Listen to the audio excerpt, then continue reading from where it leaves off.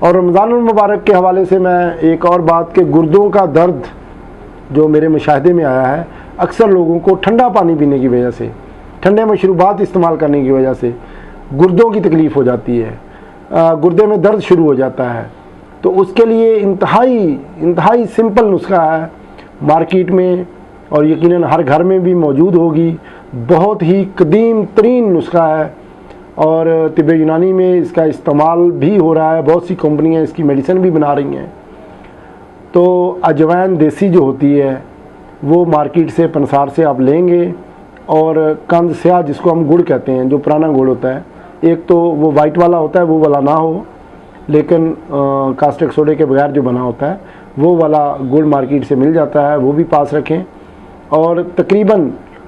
جو چائے والا چمچ ہوتا ہے اس کا تقریباً کوارٹر سے آدھا چمچ ایک کپ پانی کے لیے اناف ہے، اس کو ہاتھ پہ اچھی طرح مسل لیں، یا جو ہمن دستہ ہوتا ہے اس میں تھوڑا سا رگڑ لیں۔ جب پانی اچھی طرح گرم ہو جائے اس میں اجوائن ایڈ کریں، اور اس کے ساتھ ہی تھوڑا سا گڑ بھی، اور وہ قہوہ بہترین جب آپ کا تیار ہو جائے، یہ تو آپ کے گردے کی درد کا بہترین حل ہے۔ اس رمضان المبارک میں گردوں کے تمام معاملات میں بہتری انشاءاللہ آئے گی۔ اگر اس میں آپ مزید اس کو ٹیسٹفل بنانا چاہ رہے ہیں، ذائقہ اس کا مزید بہتر ہو جائے، تو اس میں ادرک بھی ایڈ کر سکتے ہیں، لیمن بھی ایڈ کر سکتے ہیں، کوئی اس کا مذائقہ نہیں ہے۔ جو پہلے میں نے نسخہ بتایا پودینہ بھی ایڈ کر لیں، کوئی اس میں نقصان نہیں ہوگا۔ لیکن اگر آپ نے یہ دو چیزیں ہی استعمال کی، اجوائن اور گڑ ہی، تو الحمدللہ